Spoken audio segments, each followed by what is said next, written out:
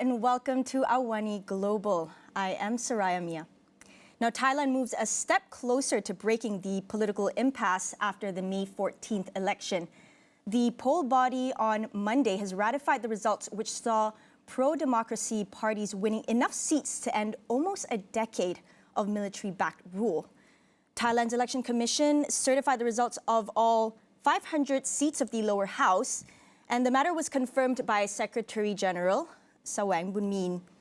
Move Forward that forged an 8-party coalition to form the next government, led by its leader Pita Limcharoenrat, was confirmed as the winner of the most number of seats at 151, followed by Pheu Thai that bagged 141 seats.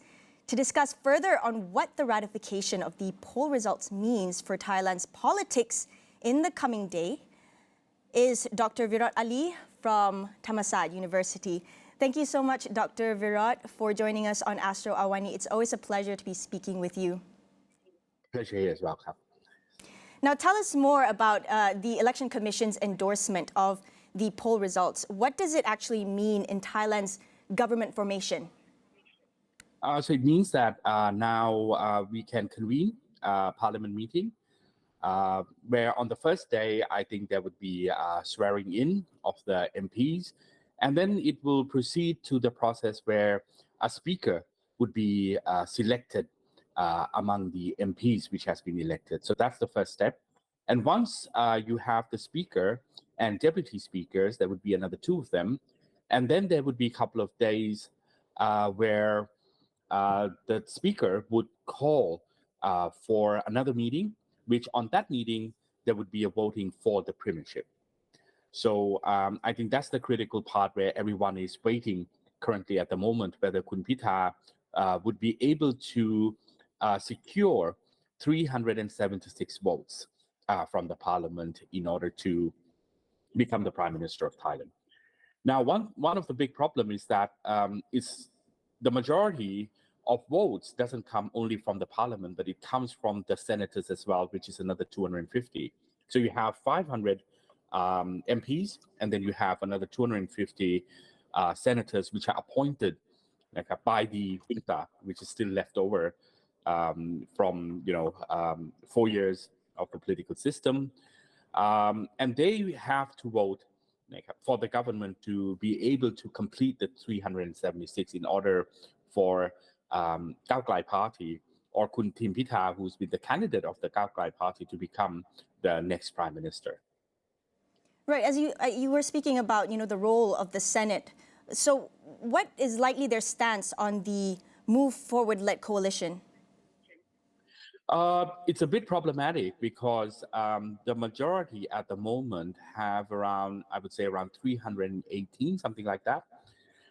So they need more in order to complete 376. So they either have to get more votes from the MPs, especially from the oppositions, or they have to get that particular over nearly 70, 67, 68 votes or so on from the senators, where senators are very clear that they are not willing to vote for Kun Pita. Only few has openly stated that they would vote as the people have voted, but some have said that, look, there are still some of the issues, especially regarding the policies of the Move Forward Party, or in Thailand we call it Khao Klai, regarding the reform of the monarchy or the amendment of the Article 112. And if that still stands, they would not vote for Kun Pita. So Kun Pita has to work, or the Move Forward Party has to work in 2 particular directions. The first one is to secure as much as possible votes from the parliament, which means oppositions, including General Prayut's party, General Pravit's party, Phum Chai Thai party, and so on, i.e. the old coalition. They have to get some more votes on that side, which they have been very clear that they're not that interested in voting for Kun Pita. On the other hand, you have to get further votes from the senators, and senators are very clear. Apart from, I would say, around 10 to 20, which are willing to vote for the democratic forces, but on the others, they are still very, very skeptic about Kun Pita. So that's the struggle that Kun Tim and the Move Forward Party has to get through in the next couple of days until the votes happens. Right. So before we move further about the prime ministerial candidate and also about Kun Pita and his Move Forward Party, what is the possibility or I mean, what will it mean if Kun Pita or Move Forward Party will actually have to collaborate with the sort of the military government or the military linked parties? What does this actually mean? I would say it will be very normal democratically to kind of reach out and get more votes as much as possible. But Kun Pita has been very clear before the elections as well that he will not join in with any of the military-run parties or the military-backed parties or those parties that have been supporting the military as well. So that's one of the promises that he has given to the people who have voted for the party. Now, but if you need the vote, then you have to start negotiating with them as well. So for Kun Tim, it's a kind of a dilemma. If you want the vote, you have to reach out to those military-backed political parties. You have to reach out to the senators. But at the same time, it also would have an effect on the voters which have voted for Future Forward Party as well, that they would work in regards to the need of the people. So this is a bit of a dilemma as well, whether, if he wants to win, he needs to, give out his hand and talk to more of the groups of the political parties. But before the elections, he already made promises that he would not. So it would be an issue up to a certain extent here. Yes, and Pita is also facing a probe by the election body that may lead to his disqualification. What are the chances of him becoming the next Prime Minister of Thailand on top of this? At the moment, apart from the votes, which I think eventually it will be okay, but before going to that, Kun Pita has already been charged with a criminal offense, because there has been some what we call investigation going on in regards to the holdings of media shares in Thailand. Because if you're becoming a politician in Thailand, you are not allowed to have any kind of media shares at all. But Kun Pita has a certain amount of shares which was given from his late father, which was regarded as inheritance. And we are not sure whether is it clear whether he holds it or not. So the election commission has already kind of filed a case against Kun Pita, but that case would take very long. But at the same time, there's another clause is that once Kun Pita has been sworn in as an MP, then the election committee or 10% of the parliamentarians can join in forces and then create a petition, and in order to ask the constitutional court to have a verdict on the ownership of these shares. So if he's going to be disqualified, there's a possibility there, because Kun Thanathorn, who was the ex-leader of the Future Forward Party, which became, this particular party, has already been disqualified on the same particular issue of owning a certain shares which is related to a media company. So if Kun Pita, if the case goes to the constitutional court, I would say there is a 50-50 chance that Kun Pita could either become the prime minister or not. So we have to wait for that particular process as well. But it depends on the election committee whether if they look into this issue, they go into investigating the issue itself, and if there's nothing, under the what we call the allegations, then probably that would be 100% sure that Kun Pita would become the next Prime Minister of Thailand. Right. Now let's take a closer look into Pheu Thai, which trails closely behind the Move Forward Party. So the party has nominated 3 candidates, including the party head, and who is also the daughter of prominent politician Thaksin Shinawat. Her name is Paetongtarn Shinawat. So what are the likelihood of any of them in Pheu Thai grabbing the top post? It's quite possible. The first scenario is that if Kun Pita is disqualified, and the Future Forward Party only have one candidate. So Kun Tipitha, what we call Future Forward Party, would lose its standing. So the next candidate that would be voted in the parliament would be either Kun Setha Thavisin or Kun Pathongthan, or it could be Ajahn Chai Kasem. So it will fall, to Pheu Thai party to take that particular role, and their candidate could also be voted for the next premiership as well. So if it depends on Kun Timpitha's case as well, if that goes through, then that's fine. But if it doesn't, then it falls back to Pheu Thai party. But it would be a bit of an issue as well, that you have a prime minister coming from the second, largest political party, and it might not fit very well in terms of the management of the cabinet itself. So it could be a problem in that particular sense. But yes, there are some possibilities that it could turn out into something like that. Yeah, to me, it sounds like it's very uncertain right now. But I want to just probably look a little bit into the current or the military government led by General Prayut Chan-o-cha, who promised that if his party loses in last month's elections, he said he would quit politics. What are likely his next moves? He was not, even though he was registered as the candidate for the Ruam Thai Sang Chat party, but he didn't run as an MP. So in this election, he didn't, what we call, get any electoral seat for himself, at least, even though his party members received 39 seats.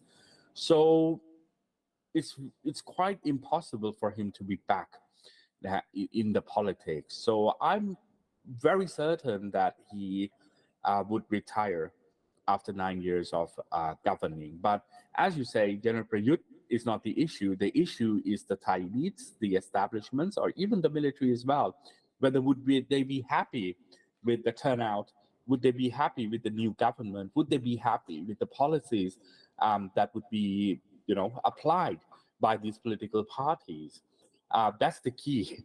And what we are worried is whether would there be any other possibilities of a coup, or some are talking about, look, if there's a possibility in regards to voting the premiership where the opposition party or the military-backed party doesn't vote for anyone within the government, the current government, or they are not going to vote, the senators are not going to vote for anyone as well. So that would create a deadlock.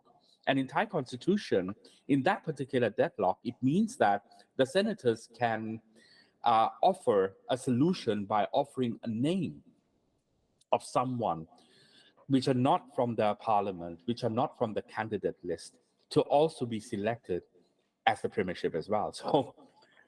So we are worried that there's a possibility that the elites would try to create this particular deadlock and ask someone to take over, this particular role. But 2/3 of the parliament has to agree with that particular person. So I think for General Prayut, it's over. But for the establishments or for the elites, in order to find other ways in order to access into power, either by coup or either by using some of the parliamentary loopholes which is available within this particular constitution, it's a possibility as well. Now with what's going on in Thailand's politics, help us understand the sentiment of the public. I believe that many Thais have been hoping for a change in government since the 2014 coup. What's the general sentiment like in Thailand currently? With all the things that I've stated, what people want is very simple. They want Kun Timpitha, they want a political party that has won the election to run the country. That's very simple. And everywhere you go, you will hear people talking about, look, everyone has to go along with the wishes of the public, because we have, the word they use in Thailand or in Thai politics at the moment is we have suffered too much in the past 9 years.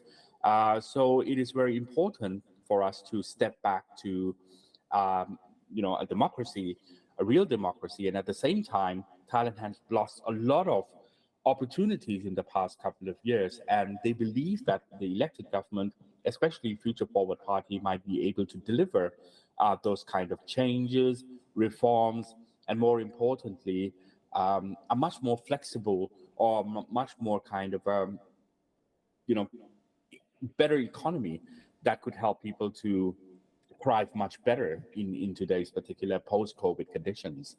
So I think the consensus on the street is that we have to go along with the democratic government or the democratic sentiments. And if that doesn't happen, then I think we might see mass protest, as we have seen in the past couple of years, coming back into the Thai political scene again. Yes, you did mention, about Thailand's economy, but before we get into the economic perspective of the election results, I would like to know, as you mentioned, the Move Forward Party has these reforms and these plans to reform certain things, but then there's also a part of the country that is still quite conservative. Do you think that this would have an impact on potential riots as well? Could it be bad? What's predicted? On the other side, especially for those who are not happy with the results, I think it's very unlikely that we will see a massive kind of a protest from that particular side yet, unless if it's an issue regarding the Article 112 or something else, then we might be able to, see the formation of these group of population, moving. But I don't see much of kind of a clear indication here that there would be a protest that could, which is something that we've seen in 2013 and 14 from the conservative side coming back on the street very quickly. It might take a couple of years. If some of the mistakes have been made by the democratic government, yes, I think there might be a possibility of seeing that, but not in the near future. It might take a couple of years for those things to develop, because at the moment people are very, very optimistic and they really want to see changes within this particular situation. Yes, I understand. Now back to the market sentiment, right? So the political uncertainty, what does this mean for foreign investors as, Thailand's parliament, in the process of reconvening and the selection of a new prime minister? Things are still quite, uncertain. So what does this actually mean? It reflects quite badly on the economy. The spendings within the domestic market has declined very clearly. The foreign direct investment, especially through the portfolio investment, we could see net sales of foreign investors pulling out the investment out of Thailand.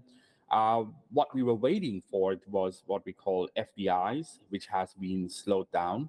And more importantly, what runs the Thai economy really is the export-led growth, where the export has declined very, very sharply as well. So the uncertainty here, because by Thai law, it takes very long. It takes around 3 or 4 months in order for us to, move from one government to the other government, which is too long. And there's a lot of uncertainty in between. So that has affected the market quite tremendously. The only thing which is running quite well, and I would say that it's the only engine which is running the Thai economy, is tourism, which the numbers of tourists are, going steadily much higher. But at the same time, what really is the issue in Thailand is we want the FDI to come back, because we have lost over 30% of the foreign direct investment in the past couple of years.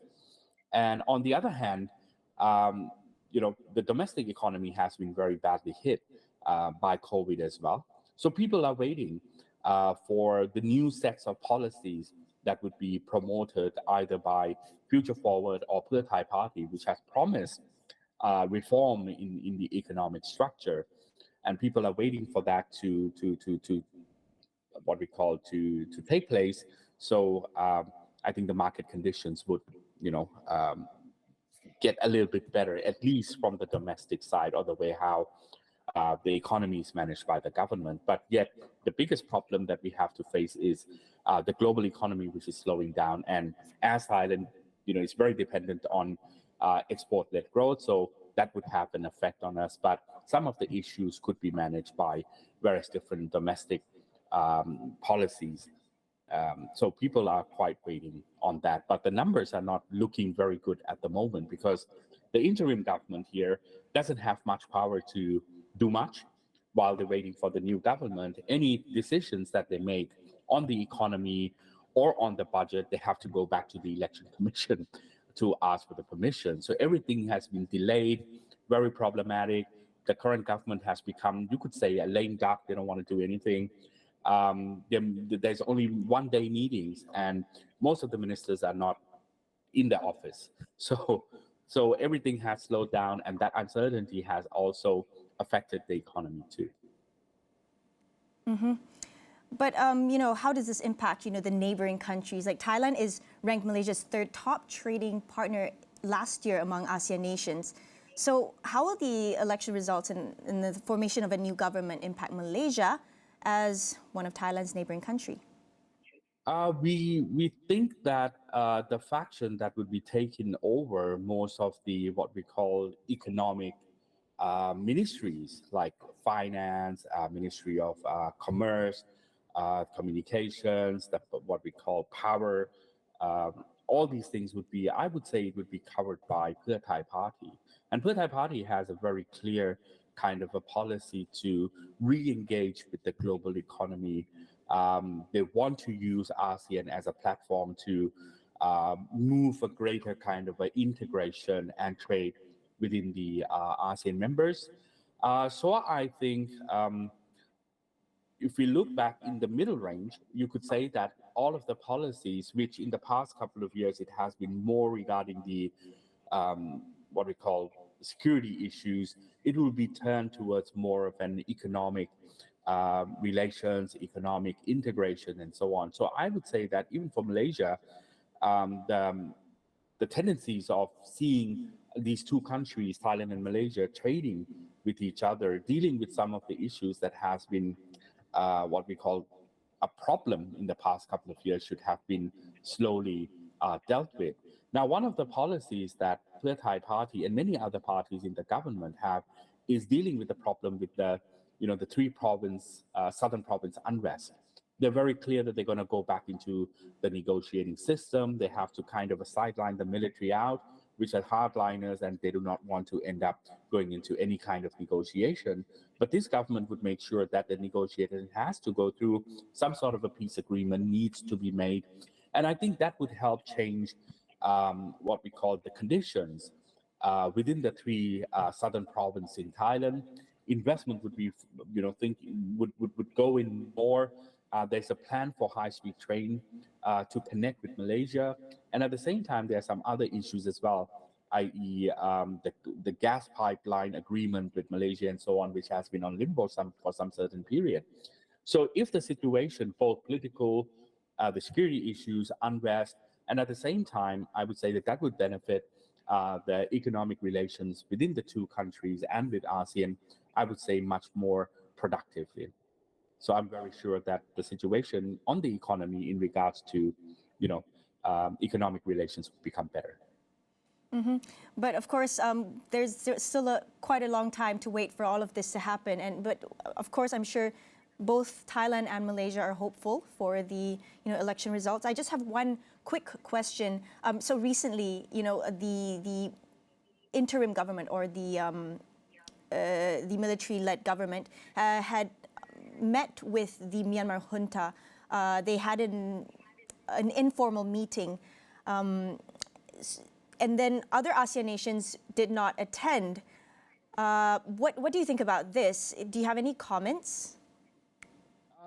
It's a very big issue in Thai, what we call foreign policy in the past couple of years. We have been, helping the Myanmar very, very much, but it also looks and reflects very badly on the stance of the government as well by supporting a junta, So for the Thai population, yes, they're not very happy with this at all. But on the government side, they're saying that, look, we have a very long border with Burma, and diffusing any kind of issues in Burma would benefit Thailand. This is what the government has been saying. But the time frame, the time period that they have chosen, the way or the tactics that they have used, I think has been not beneficial for Thailand nor for Myanmar at all at this particular stance. So a lot of diplomats in Thailand say that this was very childish, and they don't really understand why the Thai government, especially the Ministry of Foreign Affairs, have to, you know, uh, get involved in this period, which in the next month we might see a new government with a new sets of policies and so on against Myanmar. So there should be some sort of the word they use here is manners, by the current ministers in order to make sure that look, whatever kind of decisions being made now doesn't affect the next government which is coming in into power. It's quite weird. We have never seen any government move, like this in this particular critical period of government changes. Or you can talk about the issue of Myanmar as well, which has been, very much criticized, and at the same time, we back them, too much, and I think that has a profound effect on the way how Thailand, situates itself within the global arena itself. So it doesn't benefit anyone at this particular moment. This meeting could be done bilaterally, which would be fine.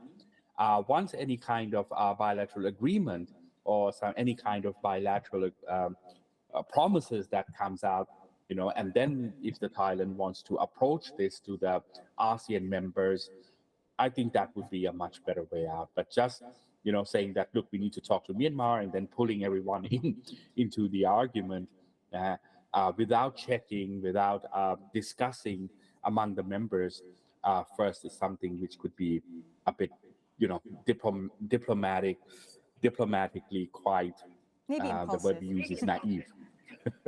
Well, I would love to speak to you more about this, maybe Thailand and Myanmar issue in the future, but that's all the time that we have now. Thank you so much for sharing your insights, Dr. Virot Ali. That was Dr. Virot Ali from Thammasat University, Bangkok, and this was AWANI Global. My name is Saraya Mia, and we'll see you again soon.